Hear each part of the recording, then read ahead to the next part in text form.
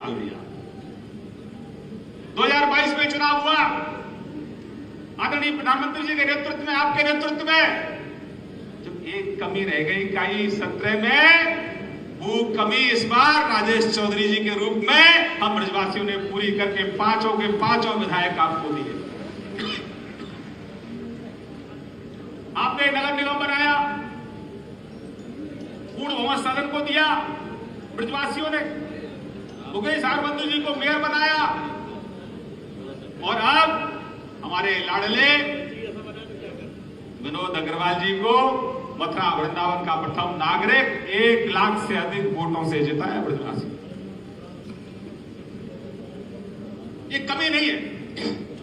नगर निगम में इसलिए आए कि कोई और कमी रह गई है तो जब गली में कहूं कोई खर्चा ना रहो, नाली ना बनी, गली में पानी ना पहुंचो, सीवर की लाइन ना पहुंची, स्ट्रीट लाइट ना पहुंची, वो सब जगह विकास पहुंचे। इसलिए नगर निगम में प्रचंड बहुमत से भाजपा का परचम लहराया।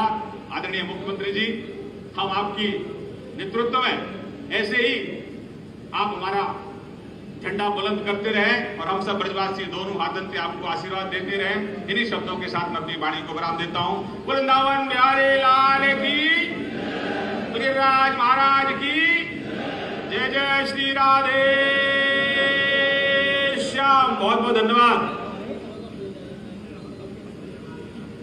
बहुत बहुत धन्यवाद माननीय आपके स्वागत उद्बोधन के लिए। अब मैं बहुत ही आदर के साथ हमारी माननीय लोकप्रिय सांसद माननीय श्रीमती हेमा मालिनी जी से अनुरोध करूंगी कि अपने उद्बोधन से हमें अनुग्रहित करें, आप सभी की जोरदार तालियों के साथ।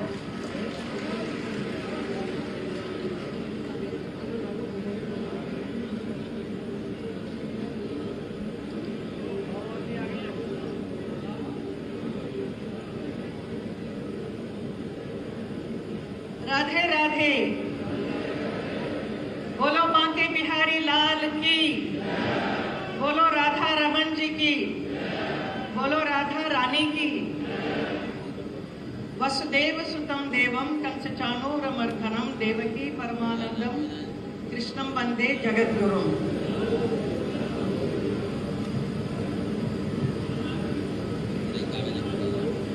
उत्तर प्रदेश को भय, भूख और भ्रष्टाचार से मुक्त करने वाले, प्रदेश में विकास की गंगा लाने वाले, अयोध्या, काशी और मथुरा सहित विश्व में उत्तर प्रदेश का नाम बनाने वाले, देश की शान, संत समाज के गौरव, देश के उत्तम प्रदेश उत्तर प्रदेश के यशस्वी मुख्यमंत्री श्री योगी आदित्यनाथ जी,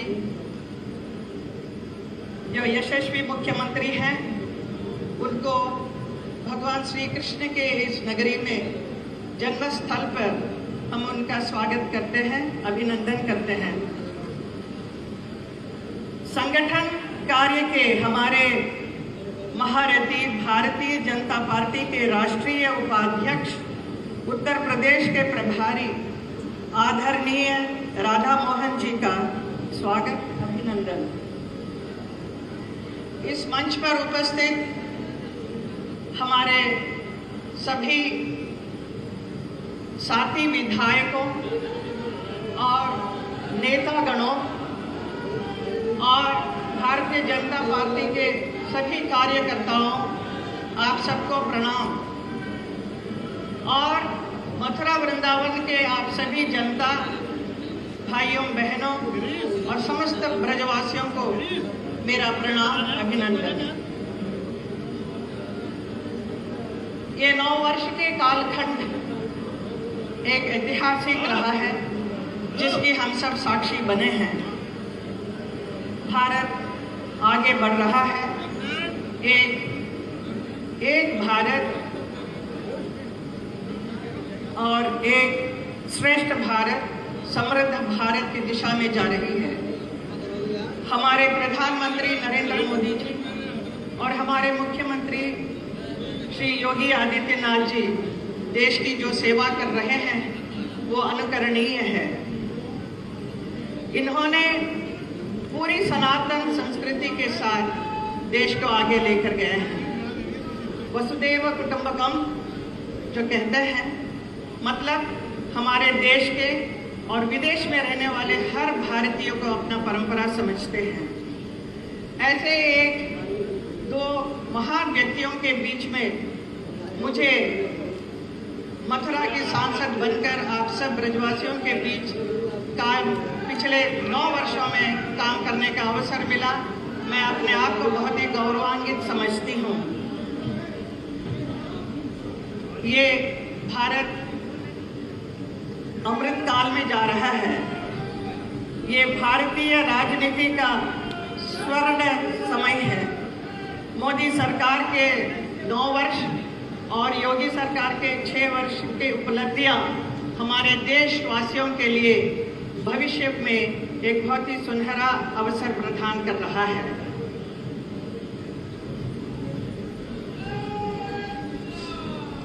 एक अकेले मोदी जी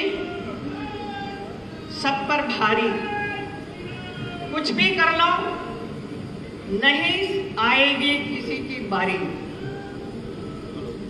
मोदी जी अमेरिका में हैं। अमेरिका में उन्होंने भारत का नाम इतना उजागर किया, इतना बढ़ाया है, और हम सब पूरे देशवासी और पूरे विश्व में लोगों ने टेलीविजन पर देखते आए हैं पिछले कुछ दिनों से कि हमारे प्रधानमंत्री नरेंद्र मोदी जी का कितना स्वागत किया है। राष्ट्रपति अमेरिका के राष्ट्रपति ने कितना सम्मान दिया है। और मोदी जी ने क्या कहा कि ये सिर्फ मेरा सम्मान नहीं है, हमारे देश के सारे करोड़ों जनता के सम्मान है। ऐसे कहने वाले हैं हमारे प्रधानमंत्री नरेंद्र मोदी जी। और एक तरफ उस मोदी जी को हटाने के लिए, हराने के लिए विपक्ष के लोग जुड़े हुए हैं। भारत के विरोधी लोग सब एकजुट होकर बैठे हैं, दिन रात एक दूसरे को कोसने वाले।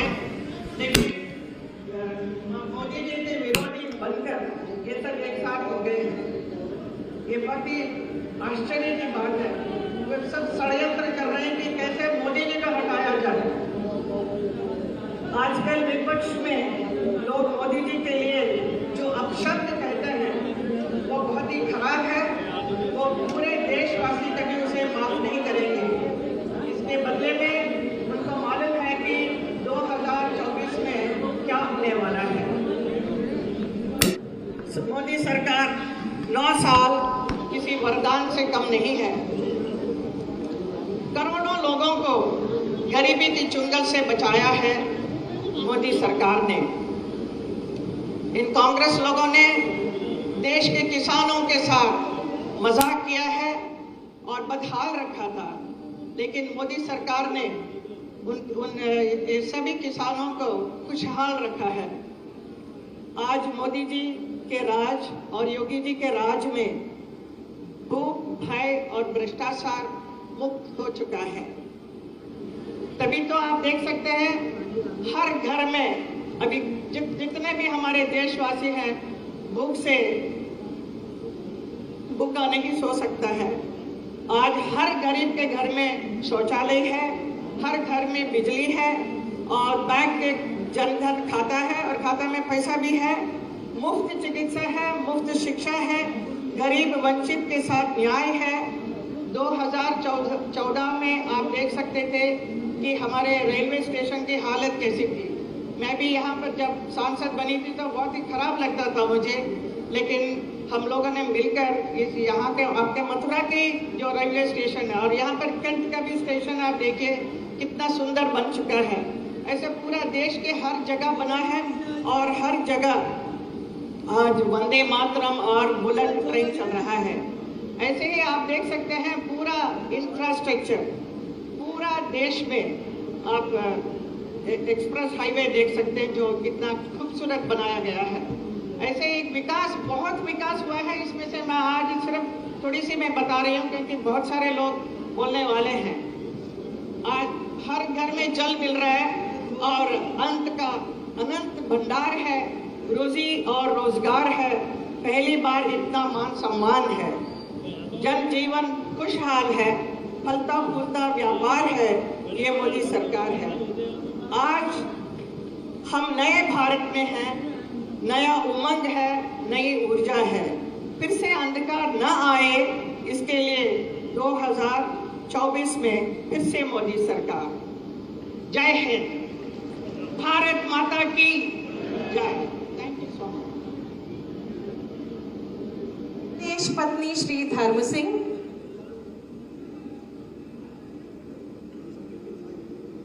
आपकी अनवरत तालियां इनके लिए, इनके आगामी जीवन के लिए, इनकी घर गृहस्थी के लिए इनको शुभकामनाएं लेकर आई हैं। जोरदार तालियां होनी चाहिए मित्रों। कन्या सुमंगला योजना के अंतर्गत श्री पृथ्वी सैनी जी,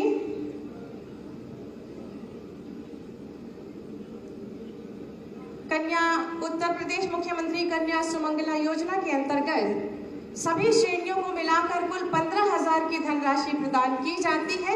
अब तक 13,514 बालिकाओं को लाभान्वित किया जा चुका है। श्रीमती रंजना,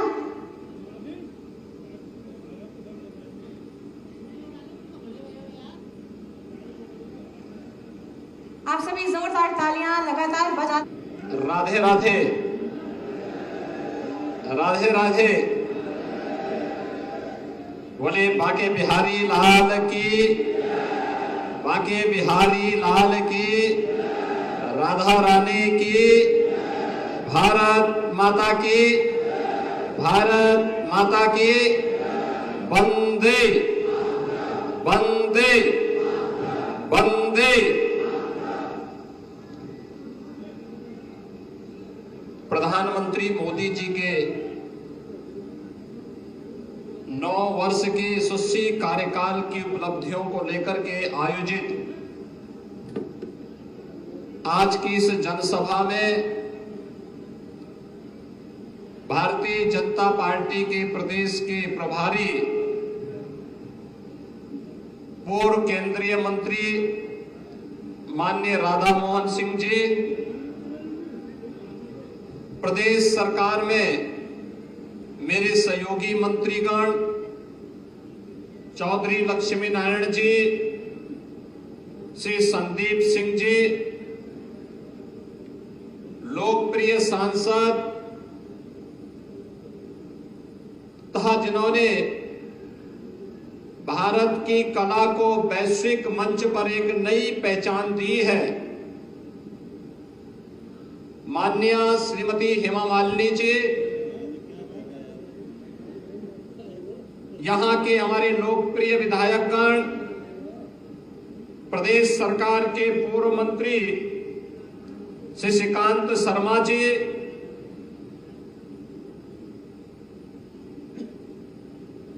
पूर्ण प्रकाश जी, राजेश चौधरी जी, श्री मेघ श्याम सिंह जी, ओम प्रकाश सिंह जी,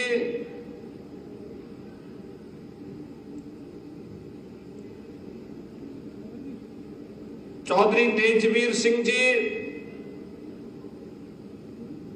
नवनिर्वाचित महापौर श्री विनोद अग्रवाल जी, जिला पंचायत अध्यक्ष चौधरी किशन सिंह जी, पूर्व विधायकगण श्री श्याम सिंह हरिया जी, श्री कारिंदा सिंह जी, श्री रविकांत गर्ग जी, भारतीय जनता पार्टी के ब्रज क्षेत्र के अध्यक्ष श्री दुर्विजय सिंह साक्य जी, प्रदेश के उपाध्यक्ष संतोष सिंह जी, आज के इस कार्यक्रम में उपस्थित भारतीय जनता पार्टी के सभी पदाधिकारीगण, उपस्थित ब्रज क्षेत्र से जुड़े हुए मेरे सभी उपस्थित भाइयों बहनों, 9 वर्ष की उपलब्धियों के साथ साथ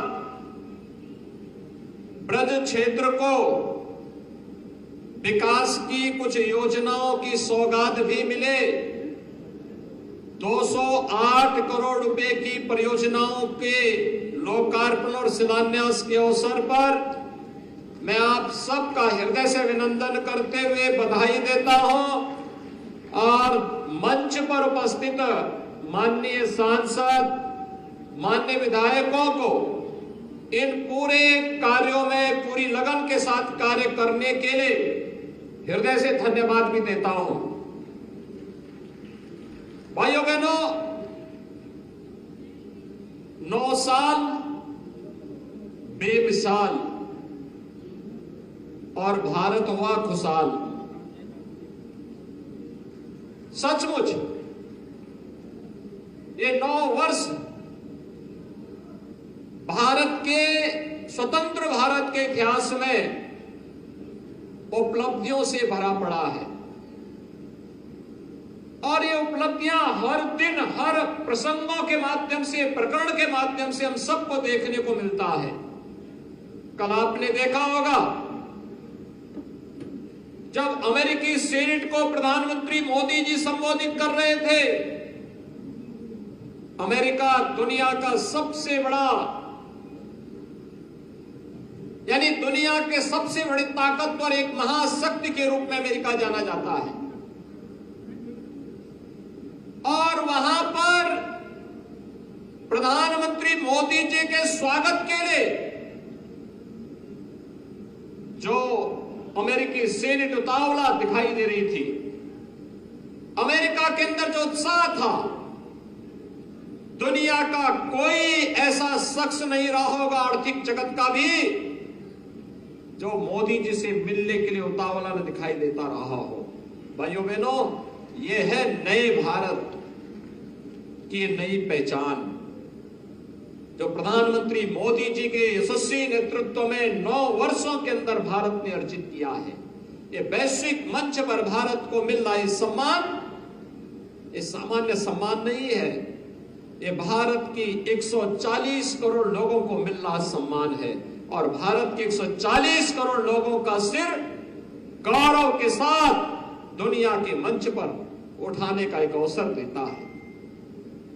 इससे पहले 21 जून को आपने देखा होगा विश्व योग दिवस के अवसर पर दुनिया के 180 देशों में योग के साथ दुनिया की कोई बड़ी शख्सियत ऐसी नहीं थी जो योग के साथ न जुड़ा हो। हर व्यक्ति किसी न किसी रूप में योग के साथ जुड़ करके भारत की आध्यात्मिक परंपरा को, ऋषि परंपरा के प्रति कृतज्ञता ज्ञापित कर रहा था। ये ऋषि परंपरा के प्रति दुनिया झुक करके कार्य करेगी, यह भी श्रेय अगर किसी को जाता है, ये प्रधानमंत्री मोदी जी को जाता है, जो मोदी जी स्वयं उस दिन संयुक्त राष्ट्र संघ में जाकर के योग के कार्यक्रम के साथ जुड़े थे। भाइयों बहनों, भारत की विरासत को सम्मान देने का कार्यक्रम हो या फिर भारत को दुनिया की आर्थिक महाशक्ति के रूप में स्थापित करने का कार्यक्रम, प्रधानमंत्री मोदी जी के नेतृत्व में विगत 9 वर्षों के अंदर हम सब ने इन कार्यों को नजदीक से होते हुए देखा है। कोई सोचता था कि काशी में काशी विश्वनाथ धाम बन पाएगा? आप ऐसे कितने लोग काशी विश्वनाथ धाम गए हैं? बनने के बाद बहुत सारे लोग गए हैं, बाकी लोग जाइए। मैं अपने जनप्रतिनिधियों से कहूंगा कुछ विशेष आयोजन कराए, कार्यक्रम एक बनाइए और लेकर के जाइए। अपनी विधानसभा क्षेत्र के कुछ कार्यकर्ताओं को लेकर के जाएंगे तो अच्छा रहेगा। लोग देखें, 2 चीजें आपको काशी में देखने को मिलेंगी। आप यहां से जाइए, एक दिन लखनऊ विश्राम करिए, लखनऊ में विधानसभा दिखाइए, वहां जू भी दिखाइए और फिर वहां से जाइए अयोध्या। अयोध्या में रामलला का दर्शन भी करिए, भगवान राम के भव्य मंदिर निर्माण के कार्यक्रम का अवलोकन करें। लोग काशी जाइए, काशी विश्वनाथ धाम का दर्शन, काशी विश्वनाथ भगवान का दर्शन करिए, काशी विश्वनाथ धाम का अवलोकन करिए और अंत्योदय के प्रणेता पंडित दीनदयाल उपाध्याय जी, जिनकी जन्मभूमि सौभाग्य से यही मथुरा जनपद है, उनका एक भव्य स्मारक बना हुआ है दीनदयाल धाम में। जनपद वाराणसी और चंदौली के बीच में, चंदौली में बना हुआ है, एकदम गंगा जी के तट पर बना हुआ है। वहां दिखाइए, पंडित जी के पूरे दर्शन को स्मारक के माध्यम से प्रस्तुत करने का कार्य बहुत भव्य प्रदर्शन किया गया है और मुझे लगता है मथुरा के हर विधानसभा क्षेत्र से कार्यकर्ताओं को जाना चाहिए, वहां देखना चाहिए। पंडित जी ने आज से 70 वर्ष पहले, 50 वर्ष पहले, 60 वर्ष पहले जो संकल्प लिया था, वो संकल्प कैसे साकार हो रहा है, वह स्मारक वहां पर उनके संकल्पों को जोड़ता है। और आज प्रधानमंत्री मोदी जी के नेतृत्व में वे संकल्प जमीनी धरातल पर उतरते हुए दिखाई देते हैं। और इसलिए भाइयों बहनों, एक तरफ काशी विश्वनाथ धाम और दूसरी तरफ अयोध्या में भगवान राम का भव्य मंदिर का निर्माण। कितने लोग अयोध्या गए इधर? अयोध्या कितने लोग गए हैं इधर? जब से राम जन्मभूमि के निर्माण का कार्य प्रारंभ हुआ है, जाइए एक बार वहां भी। मैंने कार्यक्रम तो मैंने आपका बना ही दिया है, जाएंगे। कितने लोग तैयार हैं जाने के लिए? जाने के लिए सब तैयार है। इसका मतलब सभी हमारे सांसद विधायकों को उसकी व्यवस्था करनी चाहिए और एक एक करके अगले दो तीन वर्ष के अंदर इस कार्यक्रम को बना करके सबको यहाँ धामों का दर्शन कराए करिए। विरासत के प्रति सम्मान का भाव क्या होता है, ये प्रधानमंत्री मोदी जी के नेतृत्व में नए भारत में देखा है। भाइयों बहनों, यह एक भारत श्रेष्ठ भारत की परिकल्पना को भी साकार कर रहा है।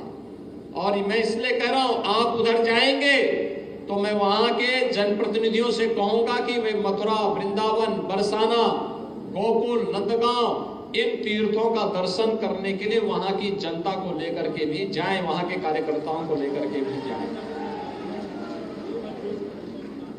क्योंकि यही तो धाम है जो हमारी पहचान है, यही हमारा अतीत है, यही हमारा इतिहास है, यही हमारा गौरव है और यही हमारी विरासत भी है। इसी ने हमें पहचान दी है, यही पहचान हमारी है। भगवान कृष्ण आज से 5000 वर्ष पहले साक्षात इस धराधाम पर अवतरित होकर के उन्होंने जो संदेश मानवता के कल्याण के लिए उस समय दिया था, धर्म की स्थापना के लिए, उस समय न्याय और सत्य की स्थापना के लिए जो मार्गदर्शन दिया था, वो आज भी सत्य है, शाश्वत है। उसकी प्रासंगिकता हर देश, हर काल, हर परिस्थिति में सदैव बनी हुई है। और उसी की दृष्टि जब हम यहां पर आते हैं तो गौरव की अनुभूति करते हैं, एक नई आध्यात्मिक अनुभूति होती है, एक नई ऊर्जा मिलती है। आप याद करिए, जब हरिद्वार कुंभ के ठीक पहले वैष्णव कुंभ का आयोजन होना था, एक तरफ कोरोना महामारी और दूसरी तरफ हरिद्वार कुंभ के पहले यहां का वैष्णव कुंभ होना था, तो बड़ी असमंजस की स्थिति थी। यहां के हमारे जनप्रतिनिधियों ने कहा, माननीय सांसद, माननीय विधायकों का था कि नहीं, पूज्य संतों का वैष्णव कुंभ हो जाए, कोई दिक्कत नहीं होना चाहिए, राधा रानी सब संभाल लेगी, बांके बिहारी हमारे सब संभाल लेंगे। और भाइयों बहनों, जब ब्रज तीर्थ विकास परिषद के नेतृत्व में कार्यक्रम यहां संपन्न हुआ, आपने देखा होगा 1 महीने से अधिक समय तक हजारों संत यहां बैठे रहे, हजारों की संख्या में श्रद्धालुगण आते रहे, कोरोना दूर दूर तक नहीं पटका। जिस दिन जैसे संतों की सभा उठी, कोरोना की महामारी प्रदेश और देश के अंदर देखने को मिली थी। ये है चमत्कार, ये है चमत्कार।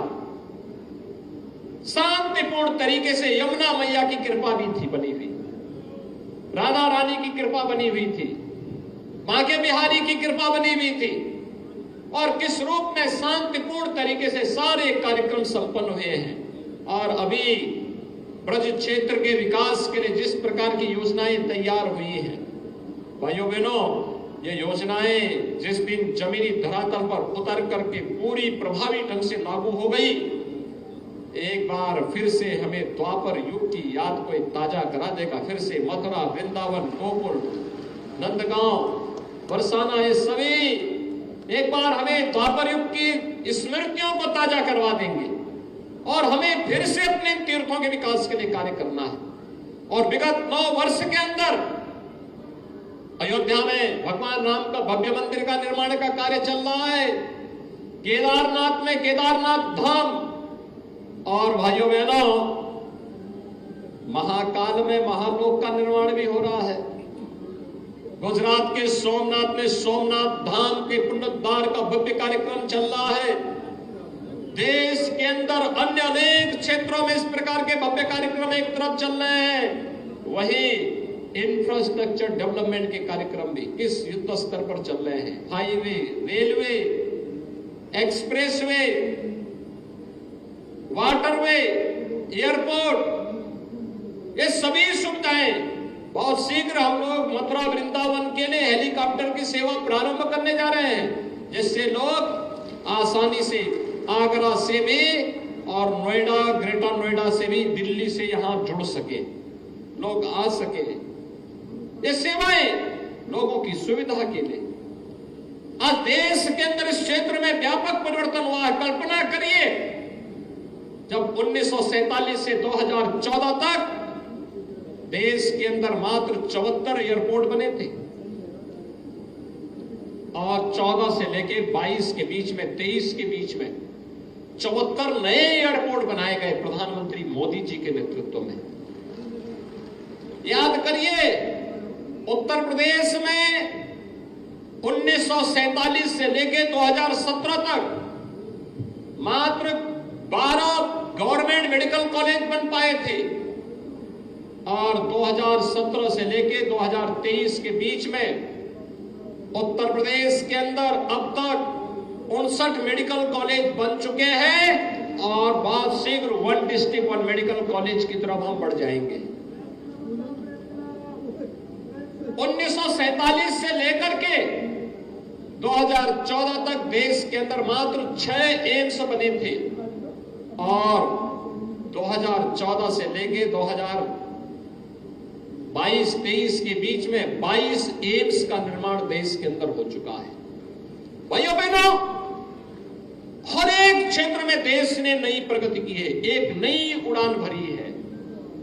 तो गरीब कल्याणकारी कार्यक्रम के साथ जो एक नया रिकॉर्ड बनाया है, दुनिया के अंदर जो कहीं नहीं हुआ, वह भारत ने गरीब कल्याण के क्षेत्र में करके दिखाया है।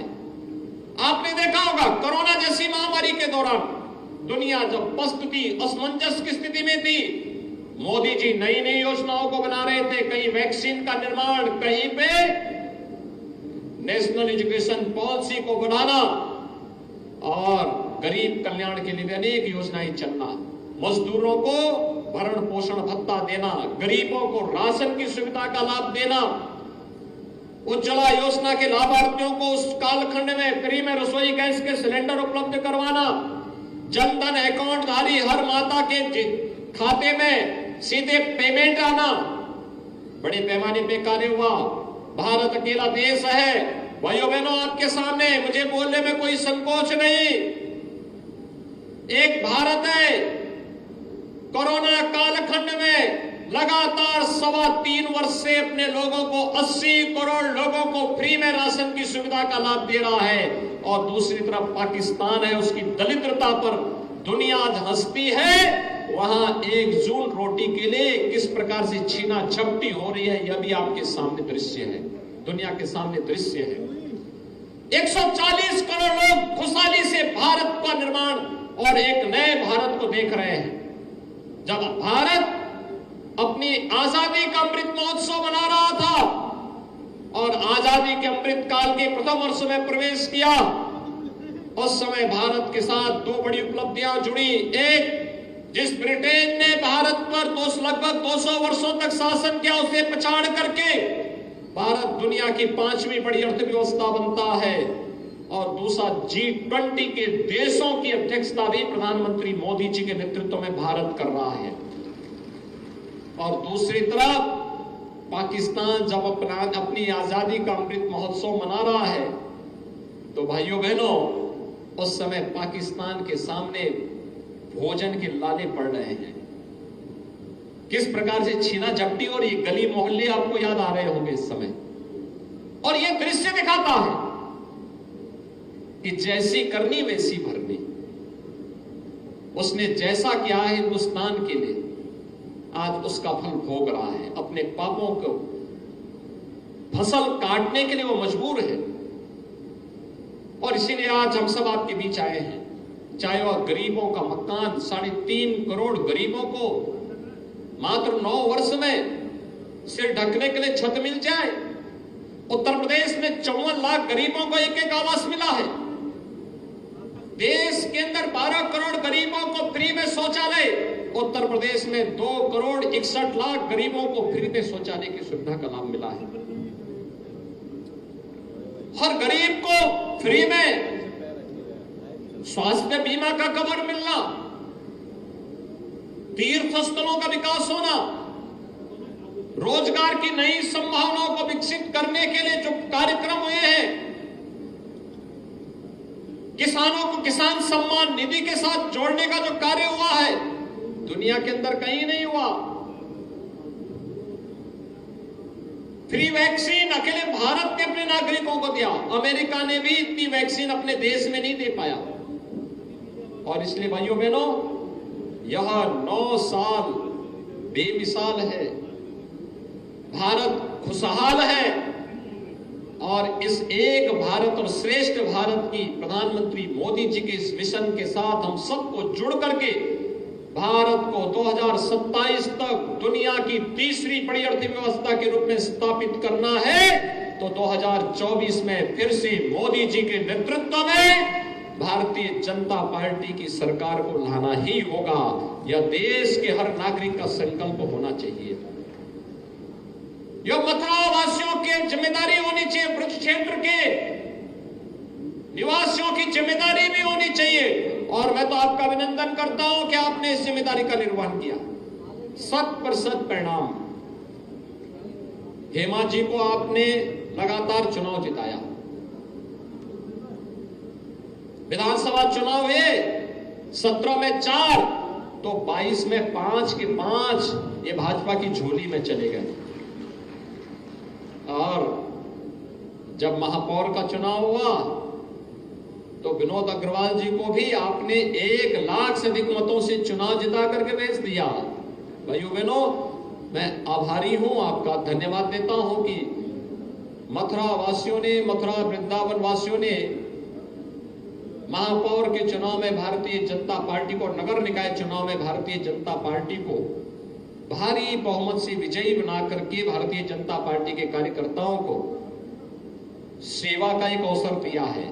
और उसी सेवा के प्रति कृतज्ञता ज्ञापित करने के लिए आज विकास की योजनाओं का और गरीब कल्याणकारी योजनाओं का यहां पर हम कर रहे हैं। मैं भी यही पूछ रहा था, जो मंच पे आ रही थी, माताएं आ रही थी, बहनें आ रही थी, जिनको आवास की सुविधा मिला, मैं उनसे पूछ रहा था ये मकान मिल गया? उन्होंने कहा हाँ। मैंने कहा किसी ने पैसा तो नहीं मांगा? कहा नहीं। मैंने कहा ये आप जानती हैं? हेमा जी की तरफ इशारा करते। मैंने कहा इनको पहचानती? कहा हाँ इनको जानती है। मैंने कहा कैसे? कहा हमारी सांसद है। मैंने कहा कैसे पहचानती है? कहा इनकी फिल्मों को हमने देखा है। यानी हेमा जी की फिल्मों को देख करके जो कभी उनको कल्पना लगता था, आज हेमा जी साक्षात उनके सामने खड़े होकर के उनको पत्र दे रही हैं, ये लीजिए आपका आवास है। ऐसा तो जनप्रतिनिधि होना चाहिए ना। और अगर वे सांसद नहीं होती तो क्या मथुरावासी क्या हेमा जी से मिल पाते? क्या मिल पाते? हाँ, नहीं मिल पाते। तो जनप्रतिनिधि से संवाद बनाना बहुत आसान होता है।